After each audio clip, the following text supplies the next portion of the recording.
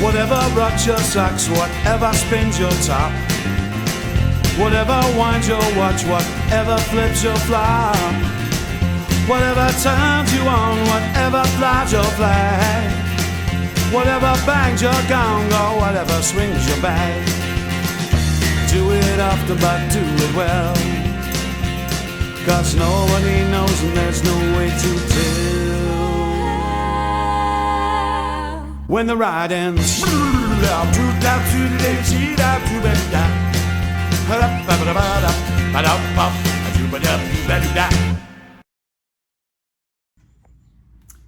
Good morning. Welcome back to Turtle Beach. Happy New Year. Excuse me. Well, Steve is not prepared for this. We're going to do it anyway. Come walk with me out to the beach. We're going to have some coffee on the beach this morning and talk about old acquaintance, lest they be forgot, right? It is the new year. It is traditional to think about old friends and old acquaintances. You know, Robert Burns didn't say old friends lest they be forgot. He said old acquaintance, right? Let's not forget our old acquaintances. So I'm going to tell you a quick story while we go out there about an old acquaintance. In 1983 to 84, I was working as the prop master at a 400-seat theater in Springfield, Massachusetts, called Stage West. It doesn't exist anymore. Don't bother to Google it. But for some years, it was a very successful little art house in Springfield, Massachusetts. And one day in the newspaper, the local paper, I saw an ad. Old woman wants strong young man to clean out her attic. $20, and anything you find up there that you want, you can keep. Well, I was a prop man because I fetishize physical objects. I still do. And the idea of going through an old attic and taking anything I wanted, that appealed to me. So I made the appointment. I called the lady. I went over to her house. This old lady met me, big old Victorian house in the good part of town. And she says, come in. Before you go upstairs, sit down with me, have some coffee. Tell me about yourself. Well, you give Steve Rosse a caffeinated beverage and ask him to talk about himself, and you're going to be there a while. So we were probably sitting there about an hour. And at the end of the hour, I said, all right, I really got to get going. Let me go upstairs and clean your attic. She said, oh, all right. So I go upstairs. She points me to the stairs. I go upstairs, go to the attic, and it's spotless. It's a huge attic. Takes up the whole footprint of the building. And it's absolutely empty. I mean, there's nothing there. There's no dust. It's been recently swept. It's spotless. And I go downstairs and I say, ma'am, your attic doesn't need to be cleaned. It's great. And she said, oh, I guess my maid must have cleaned it. I wasn't aware that she cleaned it. Would you like more coffee? And I said, no, thanks. I got to be going. She said, here's your $20. So I walk out the house. I'm going down the driveway. There's this black woman coming up the driveway in a uniform carrying a bag of groceries. She looks at me as we pass. She says, oh, hi, are you here to clean the attic? I said, yeah, what is the deal? She said, oh, she just likes to have coffee with young men. That's all. And she goes up in the house. So I guess you're here to clean my attic. I just like to have coffee with strangers. Take a look at the beach for a minute, I guess. Why not, huh? It's fairly clean this time of year. Fairly calm this time of year. I don't see anybody in the water. We've got a lot of farang here right now. The last month, Turtle Beach has filled up with farang, and they all want to go swimming. I've never been in that water and never will be. I have no desire to get in that water, but I like looking at it. Of course, we face west, so that's the sun coming up over there. We get beautiful sunsets here. We don't get, much going on at sunrise. I don't know how, it's a pretty sky, I guess. And there's always the reflection of the sun on a cloud back there. There was some question in the comments a few videos ago, what direction does your beach face? Because that appeared on camera like the sunrise. All right, Auld Lang Syne, huh? Should old acquaintance be forgot and never brought to mind? Well, hopefully we don't. I thought, well, there's a great subject. Hang on with me here for a moment while I set the camera on the tripod.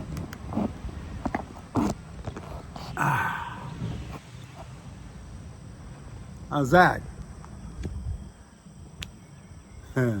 Peabody, please. So anyway,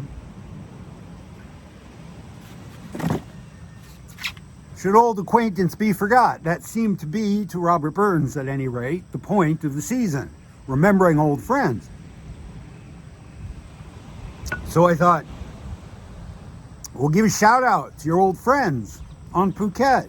I've known people in this country for 35 years. What better time to remind them that I know them and they know me? Give them a shout out. So Tristan Jones, oh wait, yeah, he died 35 years ago. Don't know of what, they just found him in his bedroom dead. Peter Gonsalves, no. Peter was either pushed or jumped in front of a metro train in London. T.D. Morin drove his car into a coconut tree and went through the windshield. Peter Lander, cerebral aneurysm. Colin Pipperell, Paul Dorsey, heart attacks. Jerry Hopkins, heart attack. And Mark Rome, who lives like a ghost in a building without water or electricity. I have some friends who are still alive, and they're doing very well. It seems to me that all my old friends from Phuket from 30 years ago are either wealthy and happy now, a very few of them, but most of them are dead.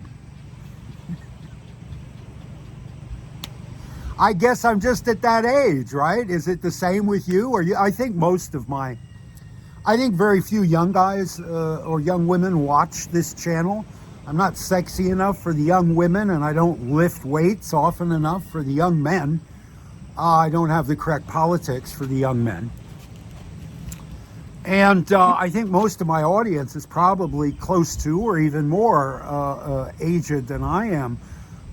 Is that your experience? Are you finding at New Year's you want to reach out and say hi to old acquaintances, but they've all dropped off the map? Either you can't contact them anymore or they're dead. I guess that's that's the risk of reflection. You might think of something that isn't comfortable. Speaking of isn't comfortable, here's a Steve got it wrong. A few videos ago, I was shooting out here, and I said, "Oh look over there, it's Andrew." Andrew is 91 years old, and every morning he walks on the beach. Hello, with his caretaker. And they have a great old time. The two of them just yak it up. Oh, and there's Tim. I don't know what you're seeing, but that's Tim Newton walking that way. And his name is actually Peter. A viewer wrote to me and said, that guy's name is not Andrew. And I said, yes, it is. No, his name's Peter. It's not Andrew. I apologize to whatever viewer that was. Yeah, you were right. His name is not Andrew. It's Peter. I guess that's another factor of expat living, isn't it? You meet people, they introduce themselves, and then on Walking Street or wherever, and for the rest of your life, you wave to them and you think in your head, that's Andrew. That's 91 years old Andrew. No, it's 91-year-old Peter.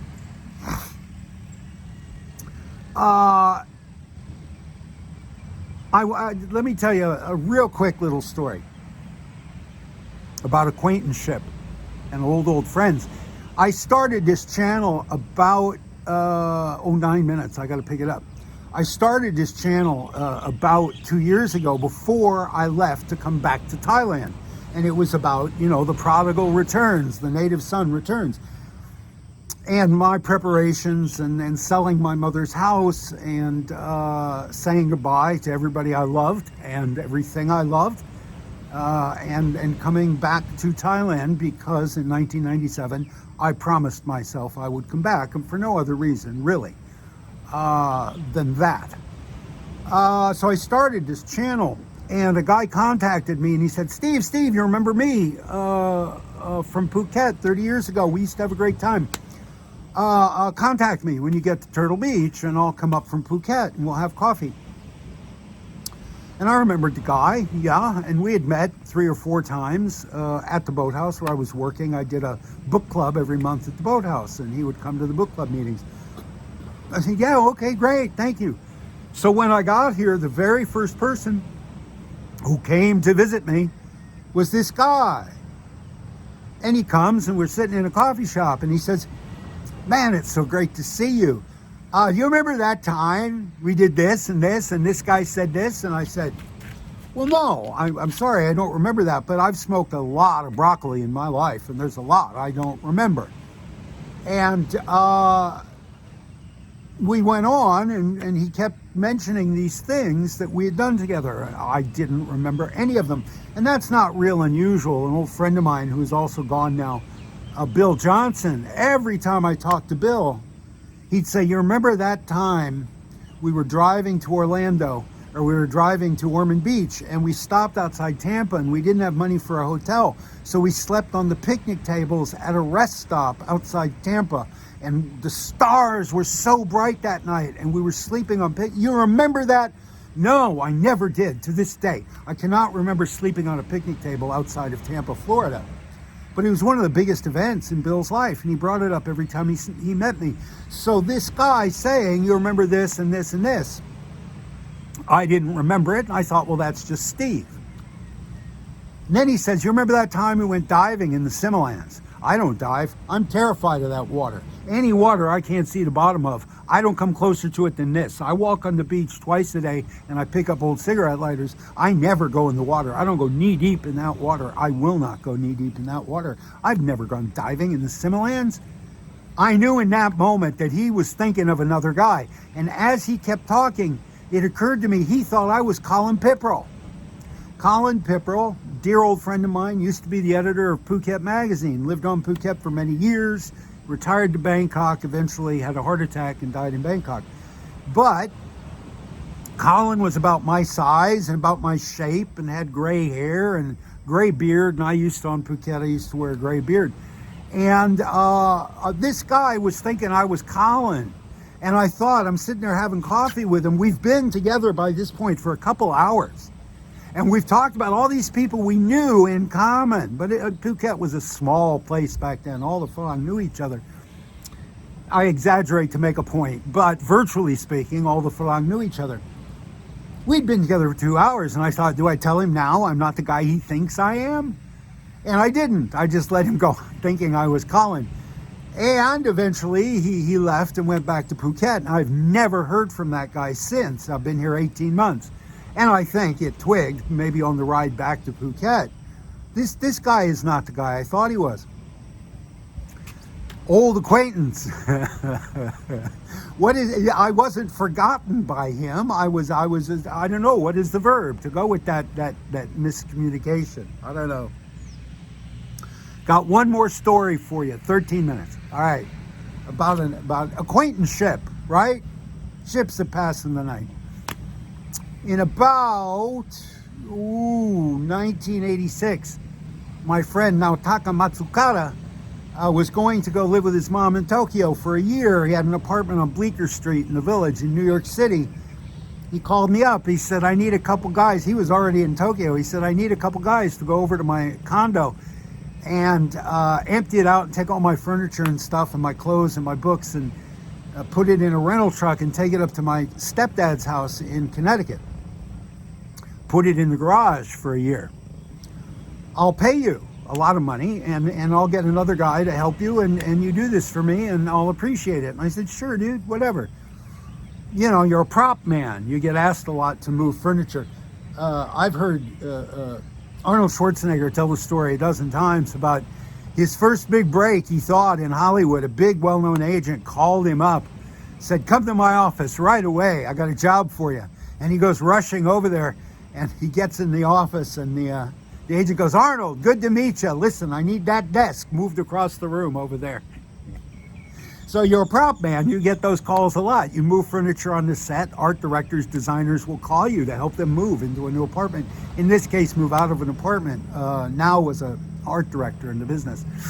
He has since gone into politics. I think he went to Harvard and got a master's or a PhD in public policy.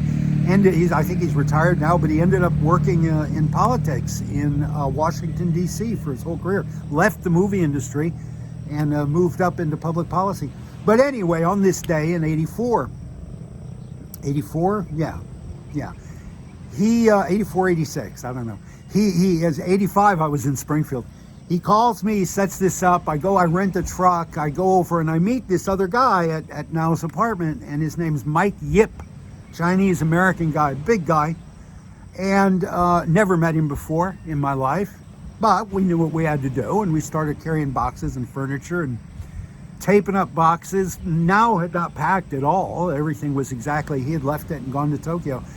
And so we took the clothes out of his closet, the books off his shelves, the food out of his fridge. We put everything in boxes, put it in a truck downstairs, all the furniture, all the appliances, got on the highway and went up to Connecticut. And now his stepfather owned Friendly's Ice Cream.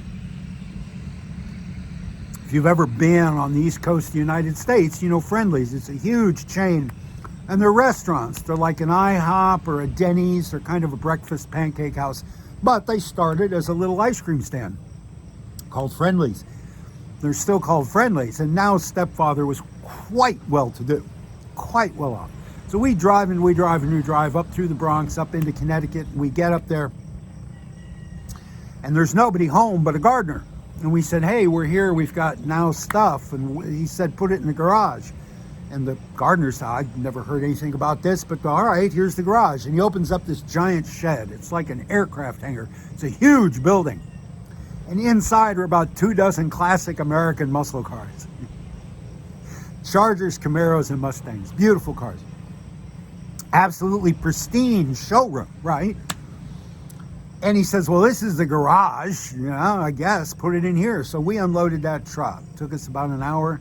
Every piece of furniture, every box into a corner of this shed. And then the guy comes out to us, the gardener comes out and says, oh, I just got off the phone with the boss. He doesn't want this shit in here. He wants it in the little garage. There's a 2-car garage attached to the main house. It's only got 1 car parked in it. He wants us to put all this shit in the other parking space. Well, that means loading the truck again, another hour, driving around the circle, the driveway, and unloading it again, another hour in the small garage. So by the time we get done with this, we're both tired and we're both pissed off. So we get in the truck. The gardener gives us these coupons for free meals at Friendly's. They apparently have these coupons around the house to tip delivery men or whatever. So he knows we're pissed off at his mistake. So we get these coupons. We stop at a Friendly's on the way back and have dinner. It's dinner time by now. We're way behind. We're going to hit traffic. It's going to be dark before we get back. We're pretty pissed off. So we're coming back on the Cross Bronx Expressway. The Cross Bronx is a cavern. It's a tunnel almost. It's 2 stories deep, 20 feet deep, 4 lanes, no shoulders, no median. And every city block up ahead, above you, is an overpass, where a city street in the Bronx is crossing over your head. So we're flying along 75 miles an hour. It's dark now. And Mike is driving, and I'm almost dozing off. I'm in the passenger seat, almost asleep. And there's this bang! And I jump away. And next to me is a 2x4 that has come through the windshield at 75 miles an hour, end on, like a spear, like a javelin, embedded itself in the bench seat next to me. Between the two of us, there's only like 6 inches between his shoulder and mine. It has gone through the upholstery, through the foam, and into the springs of the bench seat. It has come through that window with enough force to shatter the window and pierce that seat. It would have killed either of us if it had hit us. What it's done is made the windshield instantly opaque. Safety glass, so it's shattered. It hasn't broken out of the frame. So Mike's leaning out the window on his side, screaming, help me, I can't see, what do I do? There's no shoulder to get off. It's rush hour traffic. There's cars all around us. We can't stop. He's flying along at 75, watching the car next to us, judging his speed and where he is in the lane by the car next to us. And there's no exit. There's no way to get off this thing. Finally, he finds an exit. I think it's to the Triborough Bridge, some bridge that goes to Queens. He gets off, and we pull up in front of the toll booth. There's a emergency lane. There's like 10 toll booths right across the road. We get over to the side and we pull over, and we're both like, and this cop comes to the window and says, "You fuckers can't sit here. Get this thing out of here. I'm gonna give you a ticket. I'm gonna take you to jail." Dude, look at the windshield. We can't see. We can't drive the vehicle. The cop jumps up on the running board on Mike's side. He reaches across the windshield. He grabs the part of the 2x4 that's sticking out the front of the windshield. He gives it a shake, and that whole windshield goes boom, falls out of the frame into a million little cubes of milk white glass. Neither of us had thought to shake that stick or try to kick out anything. We just kept going down the highway for minutes on end at 75 miles an hour, blind. So, without a windshield, we drive into Queens at rush hour. That puts another hour on the trip. Finally get to Manhattan, finally get to the village, finally. It's like midnight now. The guy at the U-Haul joint, the guy on the night shift, is pissed off because he's got to write an insurance claim. And Mike and I finally, at midnight, I got that 2x4 tucked under my arm because I fetishize inanimate objects, right? Kept that thing for years till I left New York. Mike and I shook hands and said goodbye. And never saw the guy again. Never heard from the guy, never heard of the guy. Ever. Mike and I'm sure Mike remembers Steve Rosse. There's a million guys on Facebook named Mike Yip. You know, I tried before I recorded this to go find him on Facebook. There's a million guys named Mike Yip. It's a I don't remember what he looked like. He was a Chinese guy. A big Chinese guy. That's all I remember.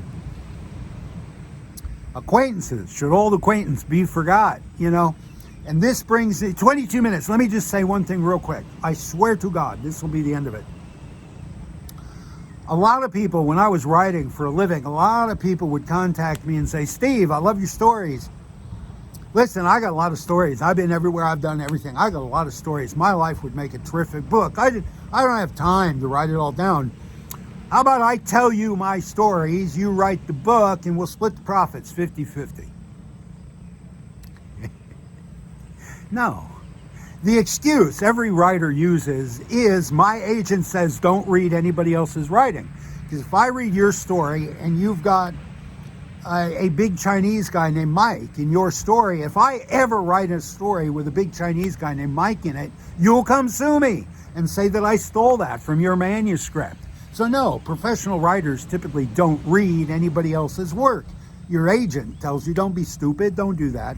It's really hard to get teachers in writing programs because you're reading all these potentially famous writers' work, and if anything, or potentially failures and liable and anxious to sue somebody and get some money. So it's really hard to get writers to teach in writing programs because they got to read all these student writers' work. Offering a writer ideas is bullshit. You're not offering him anything. Ideas are plenty. One of the best books ever written, Franny and Zooey, in my opinion, is about a young man who's in a bathtub and he's talking to his mom. His mom's sitting on the toilet on the other side of the bathroom curtain. She's got him trapped in there. He can't get out of the tub. She wants him to do something and she won't leave the bathroom until he agrees to do what she wants him to do. It's a novelette, 60,000 words, about a conversation between a boy in a bathtub and his mom sitting chain smoking on the toilet. And, you know, she's not going to the toilet. She's just sitting there talking to him, trying to convince him to do something. That's it. That's the whole book. Ideas, plot is nothing, man. Plot is nothing. Plot is A to B to C. It's dull. Nobody reads a book for the plot. You read it for characterization, for wit, for irony, for pace, for voice, for theme, for message. That's the work. Writing it is the work. Having the ideas, yeah, no. Yeah, I don't want your ideas. I got plenty of ideas of my own, but I don't want to write anymore. I'm sick of that. Nobody's reading books. Nobody's reading stories anymore. I'm sick of that. If I do anything, I'm going to do this. All right. I'm going to end with a joke. So a guy, if you've stuck with me this long, you'll stick with me for another 10 seconds. A guy goes into a bar. He sits down at the bar. He orders a beer. In front of him is a plate of peanuts. He's about to reach for a peanut when the peanuts say to him, "You're looking great. Did you lose weight?" The bartender comes back with his beer. He says, what's with these peanuts? The bartender says, "What do you mean?" "Well, they just told me I look like I lost weight." And the bartender says, "Yeah, they're complimentary." Language. Thank you very much. I really appreciate this. Honest to God, it's the best time of my week. This is me, the old lady, sitting and having a cup of coffee with a stranger. I really, really like this. Oh, here is the Andrew. This is the real Andrew. Andrew and Tick, who recently got married by an Elvis impersonator in Las Vegas. And they walk on the beach every morning as well. That is the real Andrew. That is not the fake Andrew. Good morning, guys. You're just in time to be in this week's video. Isn't that, you're famous now, man. There's no escaping the fame now. All right, I'm going to give you one last look at the sunrise here, and then we're done. I hope you enjoyed a cup of coffee, as did I. Ooh, that was elegant. All right. Turtle Beach, baby.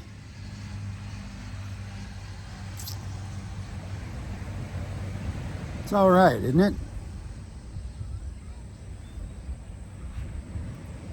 It'll certainly do until something better comes along.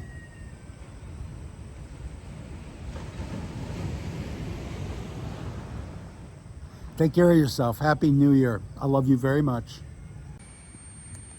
Somebody made a snowman on Turtle Beach.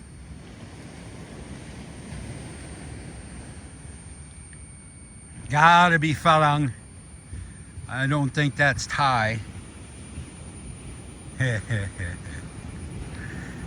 Well, the snowman has a great view. I'm headed for Lone Tree today. The usual. See you later. Ho, ho, ho. Let it go, let it go. We've gone a little ways past Lone Tree. That promontory, that bulge there, that is the remain of the tin dredging where the walk begins. And I've come down. There's always two high tide marks on the beach. So last night's second high tide is right there at the crest of the berm. And I come down on that high tide mark, and I'll go back on this one. And I came a little past Lone Tree because I saw this flash of blue. And I thought it might be a bright blue net float, but it's not. It's just a bit of trash. But with my eyesight, I had to come down here to find out. So this is what I found on the way down here. A little bit of really usable rope. These things are great. I love them. It's something that fishermen do to pass the time. If you can imagine the amount of strength it takes to tie a knot in something that big and thick and unflexible, that is an amazing piece of craft right there. And 3, 6, 9 lighters and a bunch of monkey pods. For some reason, these are very prevalent this time of year. And right now, they're covered in motor oil or crude oil. But you soak them for half an hour in turpentine and they become, their natural color is this beautiful, buttery, golden brown. They look like little pancakes. They're just gorgeous. So I'll take those home and soak them and put them in a jar and probably never use them for anything. But now we're going to go back at this high tide mark and see what we find. All right, we are back at the remain of the tin dredging. That is the concrete foundation of an old tin dredging operation from the 1970s. Nothing at all to look at, but it lends its name to this place, the remain of the tin dredging. There's my bicycle, about 10 kilometers to home. This is the beach. We've been about 90 minutes on the beach, about an hour and a half. We went up that way toward Lone Tree, and this is what we came back with. So this is a piece of coral. I will soak that in bleach, and it'll turn brilliant white. These are some net floats. I call these sweeties because they look like candy to me. These I call a pink anus. These are Lego, of course. These are sunglass frames. This is a rope phallus. This is some good usable green nylon rope. These are the monkey pods. You soak them in turpentine and they come out this, I don't know if you can see it, this beautiful buttery golden color. Yeah, it's not photographing very well, but those are monkey pods. These are lighters. 2, 4, 6, 8, 10, 12, 14, 16, 18, 20, about 40 or 50 lighters. And that's it. And we put all that back in the pack, throw it on our back, go home, and I'm gonna have pancakes this morning because I've been talking about pancakes all morning. So thanks for coming with me. And the beach and the ocean is that much cleaner. Though, of course, when I die, Chamnan will simply throw everything in my house into a garbage tip, and the rains will wash it back out to sea. And that's what Disney calls the circle of life. Whatever shaves your sheep, whatever bakes your lamb, whatever digs your peat, whatever smokes your ham, whatever blows your nose, whatever chews your bone, whatever squirts your hose, whatever sings your song, do it often but do it well. Nobody knows and there's no way to tell. When you're riding,